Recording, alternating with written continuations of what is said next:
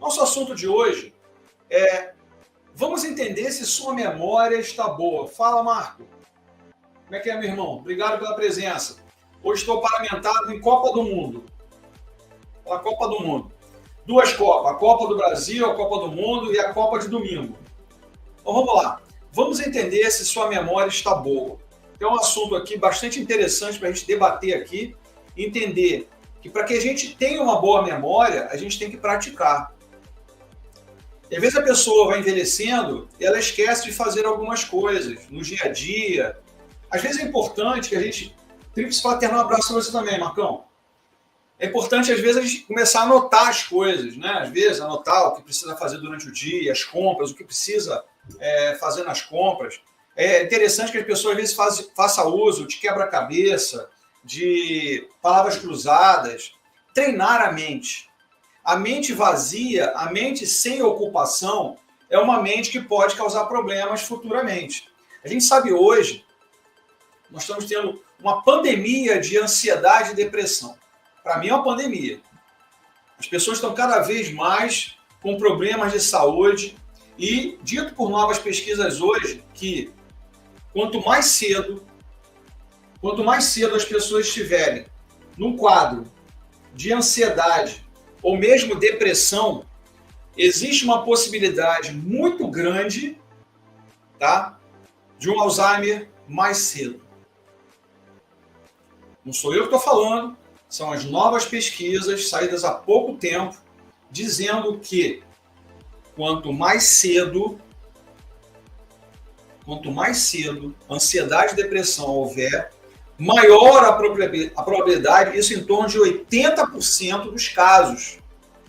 Então é a hora de a gente começar a se movimentar, a entender que isso não é bom para a gente. Isso a gente só consegue de uma forma, lutando contra nós mesmos. Quando a gente começa a notar que nós vamos lutar contra nós mesmos, a gente consegue ir em frente. A gente consegue seguir. Mas somente você pode dizer para você mesmo que você tem que seguir. Kleber está dizendo aqui, boa tarde, dona seu José, Raquel. Minha mente está boa, Nelson. Já estive ruim devido ao problema no ombro, né? Agora estou me sentindo melhor com minha evolução. É isso. A gente vai vendo o resultado, a gente vai crescendo. Muitos brasileiros não têm memória boa, pois se tivesse, não voltaria no maior ladrão do mundo. Concordo, Boca. Concordo contigo.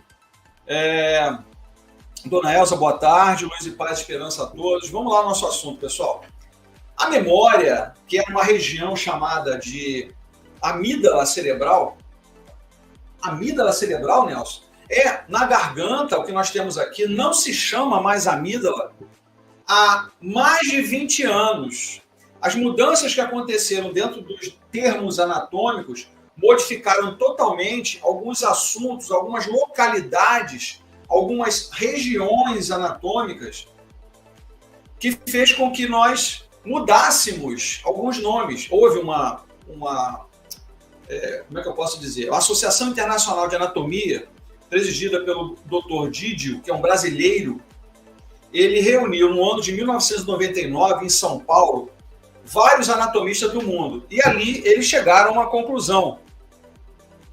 E essa conclusão foi unificar os nomes. Um deles foi esse. Na garganta, nós não temos mais amígdalas. Nós temos tonsilas. Por quê?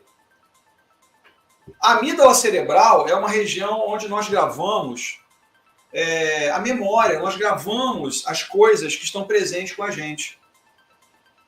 Então, essa presença, o que você grava, na verdade, na memória... Quer ver uma coisa interessante? Eu, estudando sobre o assunto, sobre esse assunto, eu falo para vocês assim, por exemplo, o Flamengo foi campeão, o último campeonato da Libertadores da América, no ano de 2019. Eu tenho certeza que quem é flamenguista, como eu sou, vai lembrar exatamente aonde estava, com quem estava, o que estava fazendo, inclusive, naquele dia. Isso já se passou 3 anos. Então, essa região cerebral, ela consegue a memória, a manutenção da memória, seja positivo ou negativo. O nosso discernimento cerebral está bem aqui na fronte, na região pré-frontal do cérebro, onde eu consigo determinar o que é certo e o que é errado. Essa região anterior, ela também processa, junto com o hipotálamo e com a amígdala cerebral, informações que você recebe.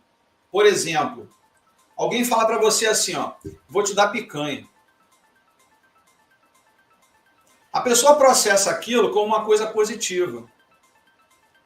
Mas se ela não consegue aquilo que ela abrangeu e chegou a receber, ela não consegue, na verdade, processar.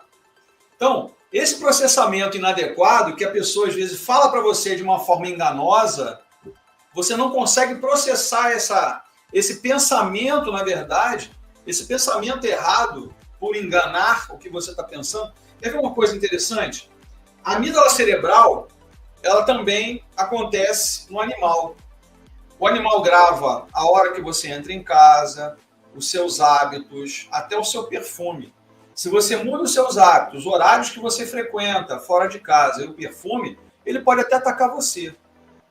Então, o nosso cérebro, ele é extremamente importante, interessante, que ele tem que ser treinado. Se você não treina o seu cérebro, você não consegue dar qualidade no pensamento e na memória. Valeu, Robert, é foco, ok. Meu filho é autista, preciso de joguinhos de memória. Legal, é bom fazer isso com ele, Cleber. Além do contato seu com seu filho, vivendo e aprendendo, não sabia que tinha mudado o nome das para tonsilas. Inclusive, não é mais amigdalite, é tonsilite. Quem cuida disso é o psicólogo. Tô certo ou errado? Sim, o neurologista também. Picanha e uma cervejinha gelada. Estão enrolando, né, Boca? Se você tiver foco só numa coisa, você esquece tudo assim que estava. É verdade. Tem que ter foco.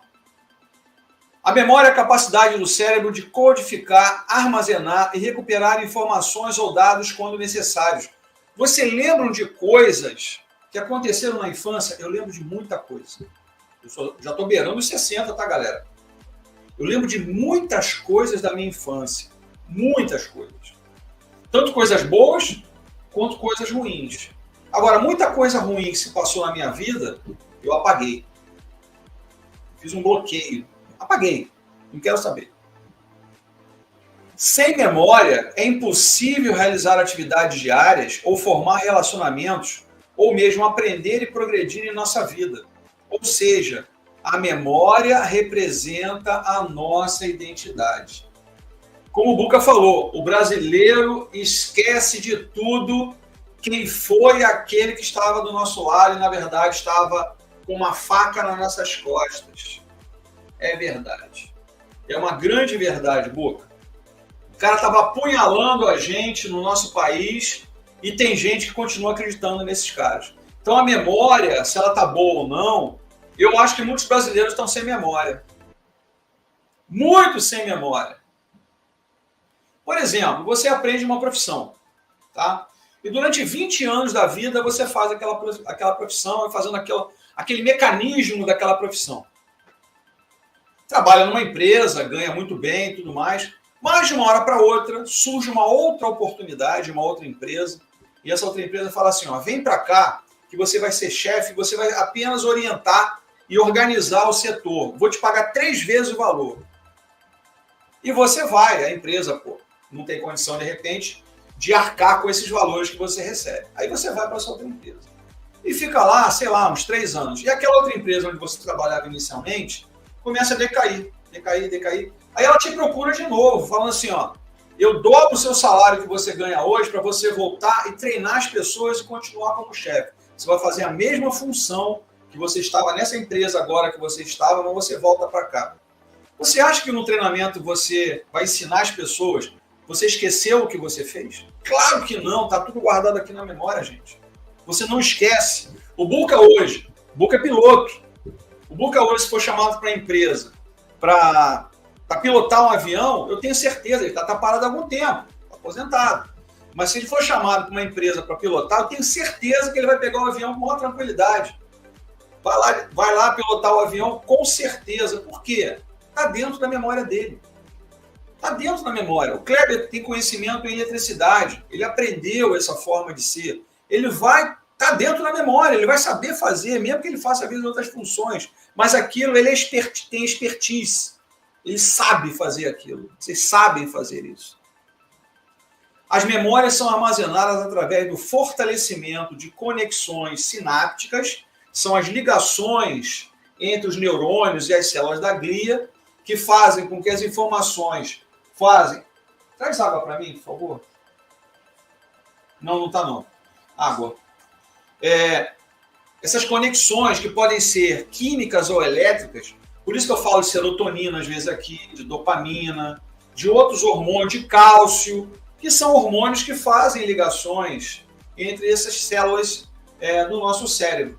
Então é importante que a gente entenda que quando você tem um cérebro treinado, você não vai esquecer absolutamente nada. O hipocampo, o giro parahipocampal, os corpos do fórnix, a região mamilar, o giro cingulado, são estruturas preocupadas com a função da memória, como também a amígdala cerebral.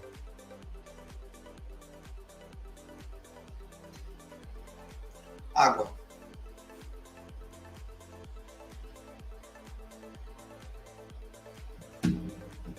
Kleber está dizendo aqui, ó, comecei na light, ampla, cavando buraco. Agora estou em manutenção e me adaptando e estudando. É isso, Kleber. Crescendo, evoluindo, é por aí. A memória nem sempre funciona perfeitamente, à medida que você envelhece. Pode levar mais tempo para lembrar das coisas. Mas se você treina isso sempre, se você é uma pessoa ativa, se você é uma pessoa que está sempre praticando alguma coisa, essa memória não vai embora, gente. Não é porque a gente se aposenta que a gente deve parar, a gente deve fazer outra coisa. Faça outro tipo de ação. Vá para outro tipo de ação.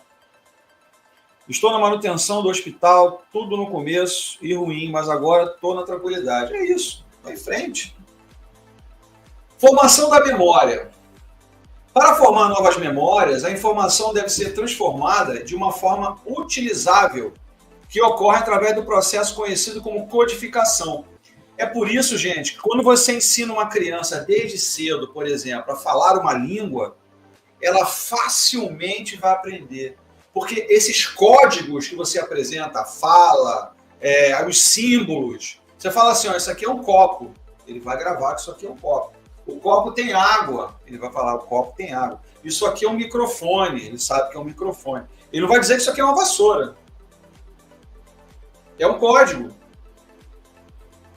A criança, quanto mais cedo ela começar no aprendizado, mais rápido ela capta. Mais rápido ela capta. Por exemplo, eu aprendi a ler e escrever aos 3 anos. 3 anos de idade eu já sabia ler e escrever.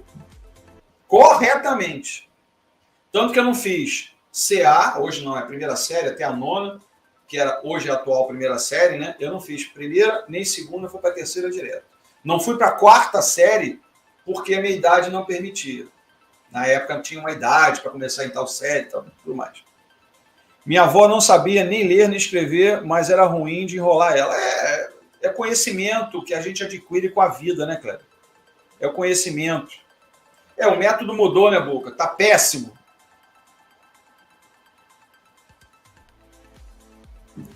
Uma vez que as informações foram codificadas com sucesso, ela deve ser armazenada em memória para um uso posterior. Então aí tem a região central, onde está, na verdade, a memória da gente, onde a gente capta as informações e guarda ou elimina. Grande parte dessa memória armazenada está fora da nossa consciência na maior parte do tempo, exceto quando realmente precisamos usá-la. Nessa região também é a área em que você enfrenta o problema ou foge do problema. É o que a gente chama de enfrentamento ou fuga. Ou você vai de encontro ao problema e resolve o problema, mesmo sendo um problema difícil, ou você pula fora do problema. Isso pode acontecer. Antigamente, na escola, tinha hino nacional e tudo, agora não tem mais nada. É verdade. O Kleber, eu era do pelotão da bandeira. Eu levava a bandeira do Rio de Janeiro. Eu tinha essa responsabilidade na faculdade, na escola. Toda sexta-feira entrava o pelotão da bandeira, tudo mais. Isso está na memória da gente. A gente está falando de memória. O brasileiro é desmemoriado. O brasileiro é desmemoriado. O processo de recuperação nos permite trazer memórias armazenadas para a consciência consciente. A gente, quando a gente faz aqui, às vezes, a respiração, vocês trabalham comigo a respiração, nós estamos fazendo uma memória consciente. Quando você se transfere para um local que você gosta, quando a gente faz aquele trabalho respiratório aqui, a gente transfere para um local e é uma memória consciente, você não está dormindo, você apenas está se transferindo para aquele lugar, porque a nossa memória pode tudo. Apenas saber fazer essa condução memorial. A memória da gente é espetacular, basta que você mantenha ela ativa. Se a sua memória não for ativa, como muitos brasileiros, não é ativa a memória, você vai perder esse conhecimento e essa consciência. Tipos de memória. Existem 3 categorias principais de memória que foram identificadas. Vamos a elas. A primeira delas é a memória chamada de memória sensorial. É a forma mais curta da memória. Por exemplo, alguma coisa que você gravou, que a água pode ser gelada, e quando você toca a mão nela, a sensibilidade que a pele tem está na memória, olha, gelado. Ou uma coisa muito quente, e você toca, você sabe, se você botar a mão na panela, a criança vai aprender isso, é memória sensorial, mas a criança às vezes quer sentir. Quando ela sente e queima a mãozinha, ou coloca o dedinho lá na tomada e toma um choque, ela nunca mais vai fazer. Porque a memória sensorial dela, a sensibilidade, foi gravada lá em cima no neocórtex. Envolve a capacidade de armazenar impressões depois de ter terminado o estímulo original. É isso. Está quente, está frio, tomou um choque, se machucou, aquele movimento não é legal, tudo está gravado ali dentro. A gente aprende isso. Tem gente que aprende na pancada, mas tem gente que não aprende na pancada, não. É responsável por receber estímulo dos 5 sentidos, que são armazenados brevemente, mas com precisão.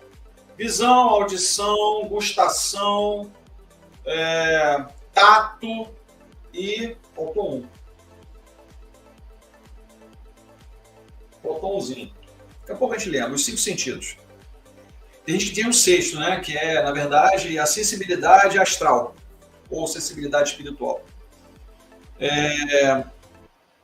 Dona Mary, boa tarde. É forma de treinar um animal.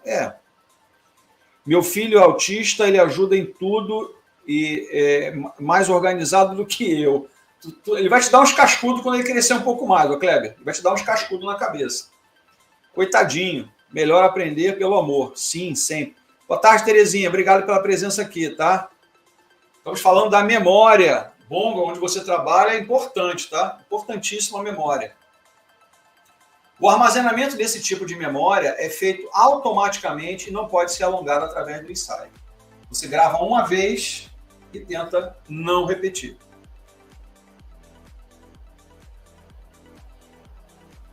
A memória sensorial se traduz em memória de curto prazo através do processo de atenção, que envolve se concentrar seletivamente em um aspecto do ambiente, ignorando os elementos.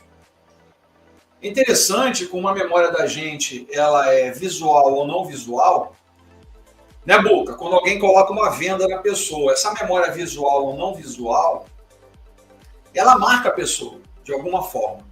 Porque a pessoa fica naquela ansiedade de tirar a venda e saber o que está acontecendo ao redor. Seja no olfato, seja na audição, seja no som que está envolvendo ali. Mas uma hora ela vai ver. Né, Boca? Uma hora ela vai ver. O Pedrinho. Posso falar do Pedrinho aqui, Boca? Posso falar um pouco do Pedrinho?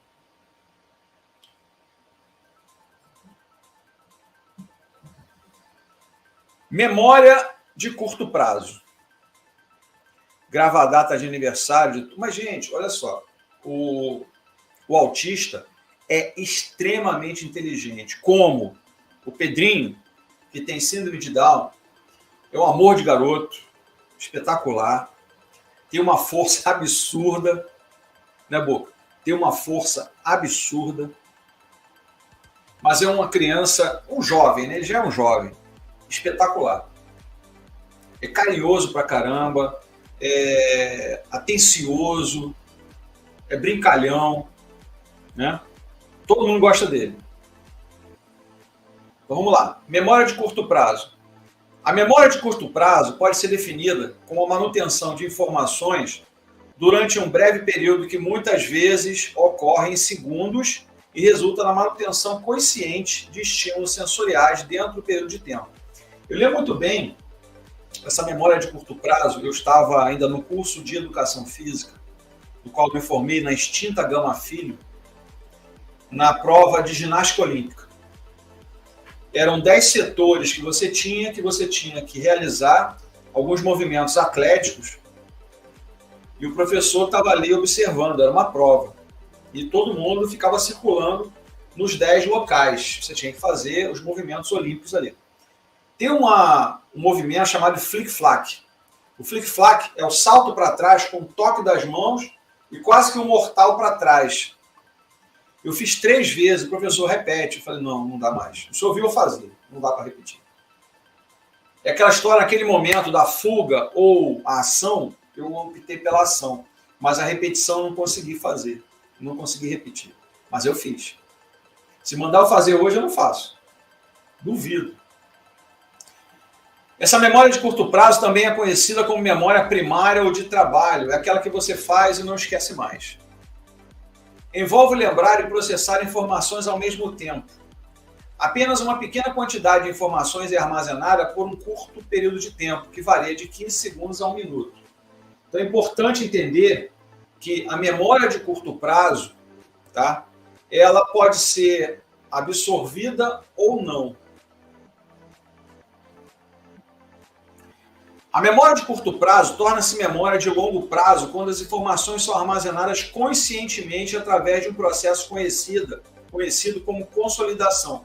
Por exemplo, o sonho não é uma memória de curto prazo. Pode até ser. Se é às vezes um sonho muito assim vivo daquilo que você presencia. Algo que você às vezes fez na sua vida, aquilo volta no seu subconsciente e aparece. Pode até ser, mas a grande parte dos sonhos não são memória de curto prazo. Esse processo é aprimorado através da repetição, associando novas informações com conhecimentos prévios ou assuntos de interesse aguçado. Você vê, o assunto que eu abordo aqui é um assunto que eu desenvolvo. A gente lê um pedacinho e desenvolve. Isso é memória de longo prazo. Eu não estou processando esse momento. Se eu falar para repetir a frase, eu não vou falar. Não sei. É curto prazo. O longo prazo é o conhecimento que você adquire, seja qual for a função que você faz, e você aí desenvolve. Seja na parte mental, seja na parte motora, seja na parte visual, seja na parte auditiva, na fala. Independe. Realmente, algumas síndromes são impressionantes. Eles demonstram amor incondicional. É verdade, dona Elza. Inclusive, temos que ter cuidado, pois quem estava a fazer exercícios e parou, ficou uma memória que a pessoa pensa que está nas mesmas condições. É verdade. E poderá se machucar. É verdade. Buca, basta 48 horas para você começar a perder rendimento físico. Imagina você ficar parado 1 ano. 48 horas para um atleta é um decréscimo absurdo. Nós, não atletas, que praticamos atividade física apenas para manter nossa saúde, 48 horas você começa a perder. Por isso a necessidade de que você faça atividade física diariamente, por pelo menos 30 a 40 minutos. Isso é o ideal. Esse é o ideal. O sono, dormir bem, para mim é fundamental. Se não durmo bem, fico desatento, lento. A pessoa que não dorme bem, não grava as coisas, não tem um descanso mental, ela fica realmente desatenta, é verdade. A memória sensorial se traduz em memória de curto prazo através do processo de atenção, que se envolve em concentrar seletivamente em um aspecto ambiente, ignorando os outros elementos. Já falamos isso. Acabei voltando sem querer. O recall, quer dizer, a memória de longo prazo, geralmente é feito com a facilidade quando comparado com a de curto prazo. As informações armazenadas podem durar entre meses a décadas. Estou te falando, eu lembro de coisas da minha infância, com 6 anos, 7 anos, 5 anos. Eu lembro de muitas coisas nesses meus momentos da minha vida. Muita coisa mesmo. E a gente traz isso com carinho às vezes, né? A gente traz com carinho isso que a gente guarda, que a gente faz. É sempre importante que aquilo que é positivo é muito mais fácil de ser guardado do que aquilo que é negativo. Geralmente aquilo que é negativo, a gente tenta esquecer às vezes, mas às vezes volta à nossa memória. A memória de longo prazo geralmente é dividida em 2 tipos, o explícito e o implícito. As explícitas, ou memórias declarativas, incluem todas as memórias que são disponíveis na consciência. A memória explícita pode ser ainda dividida em memória episódica, que são eventos específicos, uma festa que aconteceu alguns anos atrás, que você participou, que foi maravilhosa, essa é uma memória episódica. E memória semântica, conhecimento sobre o mundo. Ou seja, aquilo que você não... Esse é o brasileiro. Memória semântica é o brasileiro. Você conhece o mundo, mas esquece o que acontece consigo próprio. Esse é o brasileiro, memória semântica. Ele esquece o que aconteceu uns anos atrás. Às vezes nem tanto, isso pode também, às vezes a gente não culpa, às vezes até o jovem, porque às vezes não vivenciou aquele momento. Você pergunta para um jovem assim, você sabe o que aconteceu no país há 15 anos atrás? Ele tinha 5 anos. Ele não vivenciou isso. Então cabe a gente passar essas informações de importância tremenda para que as pessoas entendam que a memória daqueles não existe. Então, engabelar através da memória é fácil. É facílimo. É facílimo dizer que terá tudo, que vai considerar tudo. Não caio nessa mentira. Eu lembro de que tinha 4 anos quando apareceu um avião na cidade onde morava, dando rasante. Foi daí que você se apaixonou, né, Boca? Saí correndo com chupeta na mão e gritando que tinha visto a cabeça do homem. Desse dia, então, aí você seguiu. Memórias implícitas são aquelas que estão quase inconscientes. Inclui memória processual, que envolve memórias de movimento corporal e como usar objetos no ambiente. Por exemplo, como dirigir um carro ou usar um computador, são exemplos. Você que aprende a dirigir, você não esquece. Você que aprende a andar de bicicleta, você não esquece. Isso tudo é memória implícita. Você que aprende a andar de, patins, você não esquece. Pois é, esses jovens não sabem de nada. É isso aí, gente. A gente não pode até culpar, mas cabe aos mais velhos, inclusive os pais, a gente tem visto os pais de vez em quando batendo de frente aí, falar diretamente, ser mais incisivo.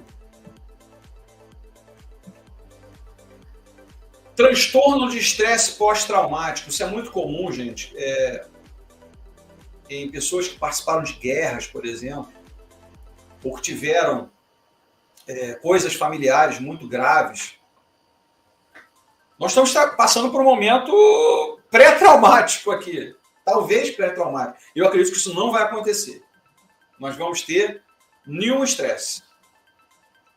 Embora possamos associar nossas memórias a uma câmera, preservando cada momento em detalhes perfeitos, exatamente como aconteceu na realidade, nossas memórias são mais que uma colagem, algumas vezes cruas, com efeito ocasional ou fabricação. É isso. Você fabrica uma informação que pode ser verdadeira ou falsa. E se a fabricação for verdadeira, ótimo. Se ela for falsa, já foi. Você engoliu. Gente, as informações hoje estão tão fáceis de ser absorvidas, pesquisadas. Está tudo aí.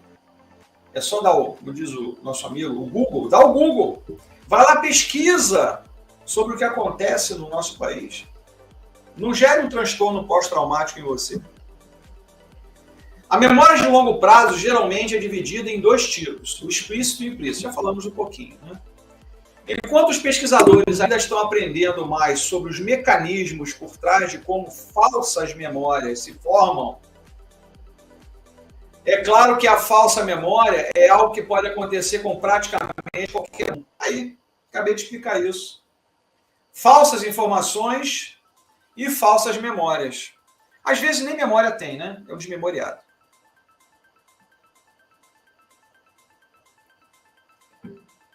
As pessoas podem ser levadas a lembrar seu passado de diferentes maneiras. E elas podem até mesmo ser levadas a lembrar eventos inteiros que nunca realmente aconteceram com eles. Aí é memória que fica vagando. Quando esse tipo de distorções ocorrem, as pessoas às vezes são confiantes em suas memórias distorcidas, ou mesmo falsas. E muitas vezes passam a descrever as pseudomemórias em detalhes substanciais.